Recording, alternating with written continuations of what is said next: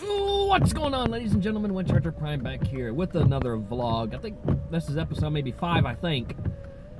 It's been a long time since I've done one of these vlogs, and I kind of want to address something that I've seen on social media, that I've seen on Facebook mainly, and it's this biased hate, and hate that is unnecessary towards Jimmie Johnson. A lot of people are saying that he intentionally wrecked Paul Menard for the win. And let me clear something up for you all right now. He did not intentionally wreck Paul Menard for the win. That's completely different than what Austin Dillon did. As I'm getting honked at because I'm not from around here. I just pulled out of the Walmart in Washington, Indiana, so.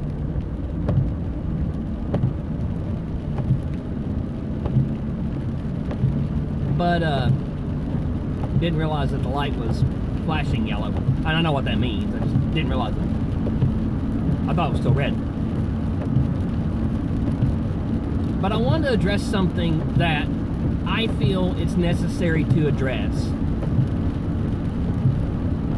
And I want y'all to hear me out. I do not think that that was Jimmie Johnson's fault. I do not think he intentionally wrecked Paul Menard. Did Menard block? Maybe a little, but by the time he realized that Jimmie was there, a spotter said inside, inside, the side draft was already sucking Menard into Jimmie's front bumper. This current restrictor plate package that we have is so incredibly crap. It produces the most boring racing there is. Now, I did not see the clash, nor did I want to watch the clash. I watched a little bit of qualifying after the fact, and the reason, and I didn't see the clash mainly because I had to work. I had to work. And I missed qualifying because I had to work as well. But when you have a drafting package that is so crap that a run stalls out if someone pulls in front of you, and side drafting sucks your cars together,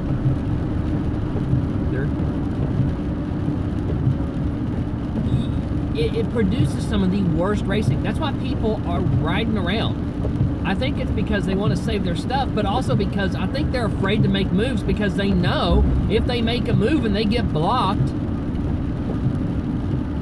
they're SOL. They're not going to be able to do much of anything because of the way the drafting package is. I think it's stupid, and I think NASCAR really needs to look at their drafting package seriously. And I know the 500 is going to be the last time we use last year's drafting package, but the thing is these cars have so much downforce, they are so aero sensitive, and it's going to become even worse with this new drafting package from what I'm hearing. Is NASCAR in trouble? Oh yeah, hell yeah, NASCAR's in trouble. And if they don't get a wrangle on it soon, they're going to end up in the obscurity of American sports. Now, Jim France has been taking steps to undo what Brian France has done on the internal side, and I appreciate that, and I applaud that. And NASCAR has finally made the announcement that they're going to start disqualifying people who fail tech inspection post-race. You will finish last. You will get 1 point for the weekend. That's it. On top of any other penalties that you might get.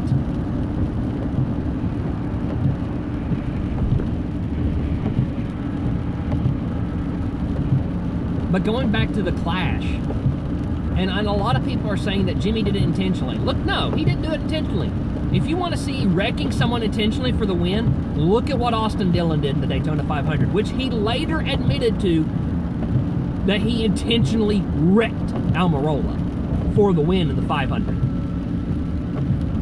That, in my mind, that should be a disqualification as well. If you intentionally wreck the leader for the win, you should be disqualified because it's the same thing as cheating, in my opinion.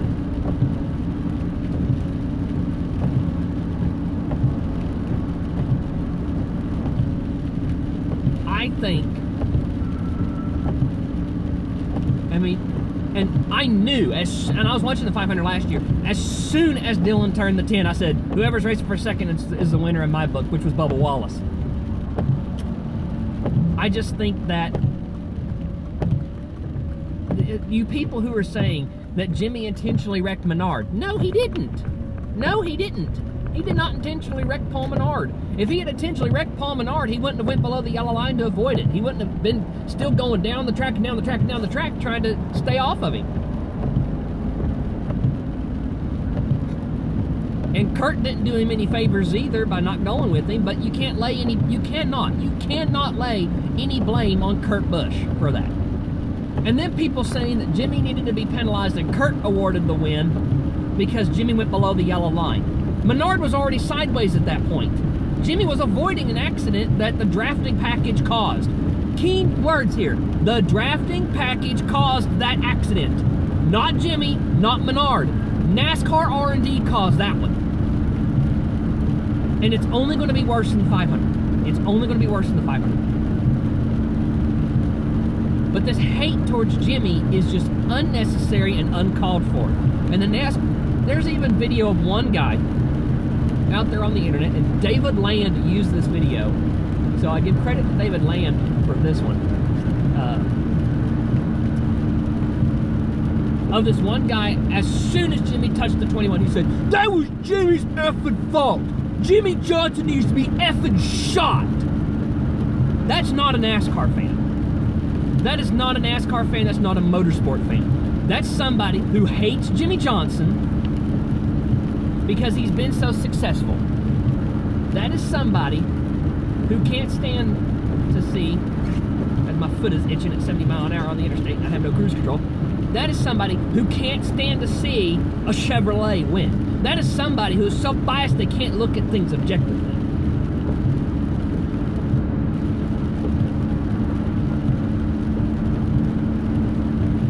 And for the people to call NASCAR fans hypocrites, well, you know what? You're right.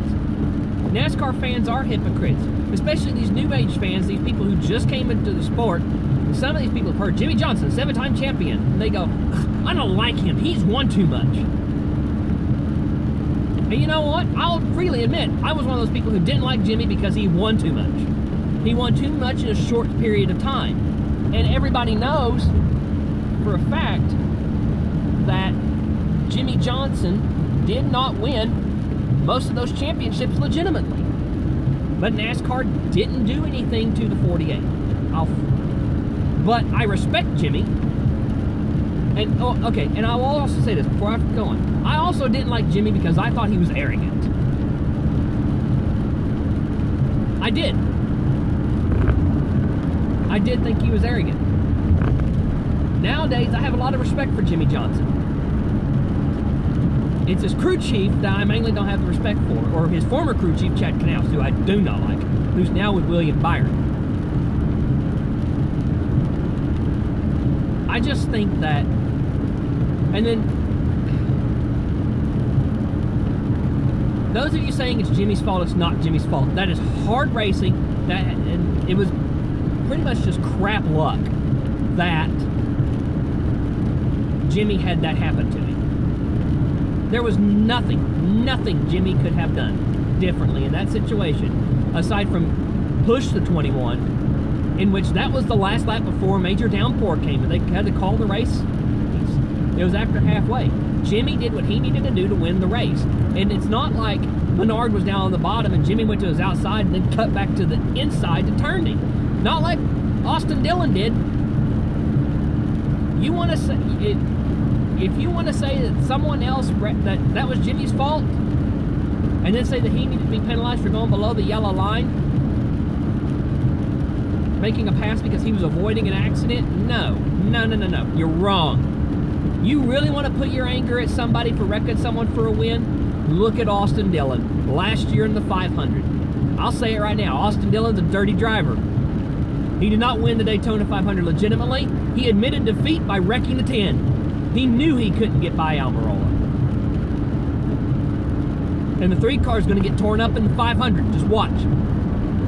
Not by Almirola, not by, and probably because of Stenhouse. I'll say that. Stenhouse will probably tear up half the field because he thinks he's a superhero on these plate tracks.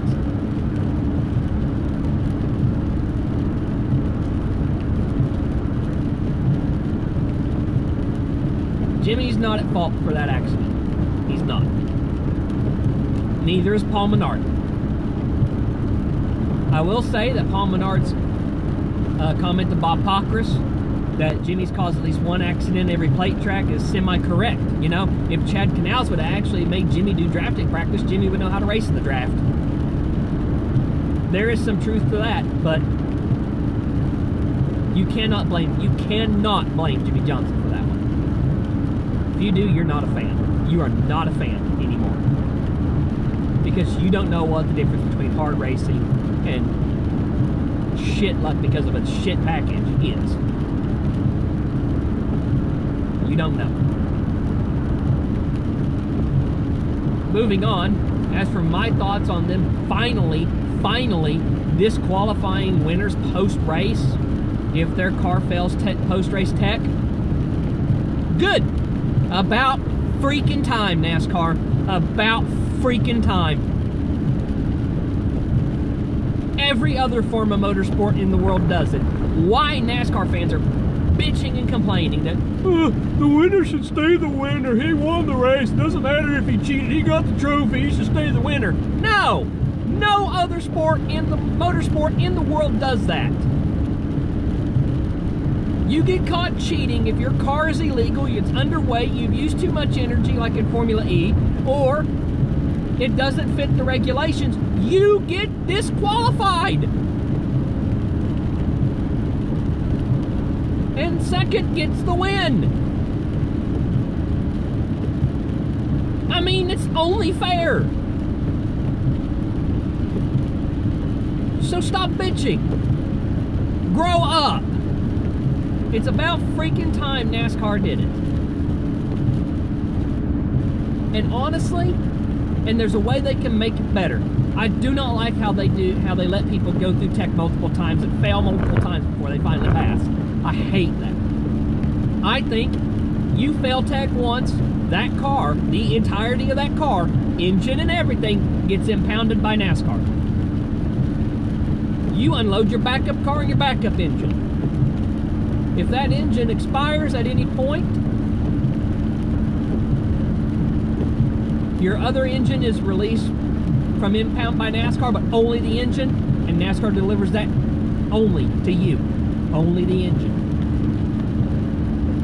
That includes the transmission.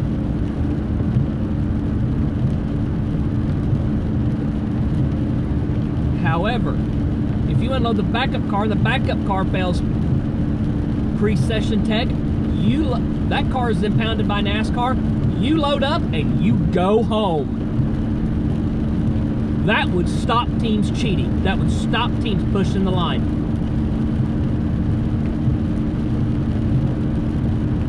It would.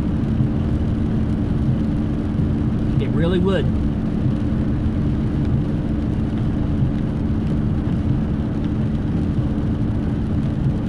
NASCAR needs to be more strict on this. They've been too lenient in the past years, and then the fact that the rule changes, constant rule changes, it's not good for the sport. It's not good for the sport. They've doubled down on the 2019 rule package, even after saying they want to give the fans what the hardcore fans want, and it's better racing. And the hardcore fans are saying less downforce, more horsepower, not more downforce and less horsepower. Kyle Busch is right. These cars take no skill. I could step in one of those cars and probably win a race. Probably could.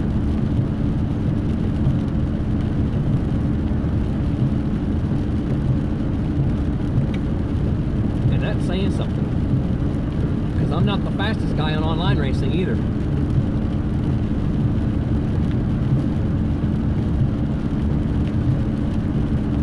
Anyway, folks, let me know your thoughts on it. Don't get hateful in the comments, because if you do, I'll just delete your comment. I'm not going to put up with it. But let me know what your thoughts down in the description, down in the comment section below. I've got to make sure I hit my right exit.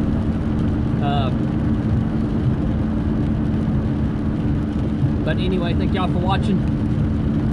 I'm Windcharger Prime. Stay tuned on the channel because you're still going to see some more Destiny content. I got one more episode of Destiny coming up that I have yet to release. I just recorded it last night on the 10th of February. So I'll be uploading that here within the next couple of days. I'll be uploading some videos that I got, or releasing some videos I have locked on YouTube as well. Also, Ace Combat 7 gameplay is going to be coming here in the near future. Not this week, next week. It will be coming because I get paid next week, or this Friday. Probably this weekend I will, after my V8X race, I will probably download Ace Combat 7 and start playing that. Because I'm really, really, really wanting a good Ace Combat game. And let me all know if you're here for the gaming and you just watch these vlogs to hear me rant or whatever, or just to hear my thoughts on stuff. Let me know what kind of vlog you want me to do next. I'm going to tell you right now, politics and religion are out of the question. Not doing it. Not discussing those. They create too many arguments. But yeah, let me know what y'all want me to talk about, whether in sports, mainly motorsports. I don't really talk about the NFL. I don't talk about baseball, basketball. Don't really do that. I don't follow it that much. So if you want me to talk about anything in racing, racing esports, if I'm well versed on it, or even in gaming, just let me know what y'all want me to talk about on these next vlogs. We'll try and make these a weekly thing. Probably upload them on Wednesdays. So you'll probably see, it's Tuesday the 11th right now, the day I'm recording this. So you'll probably see it. You're probably watching this on Wednesday the 12th of February. So 2 more days till Valentine's Day, folks. Single again.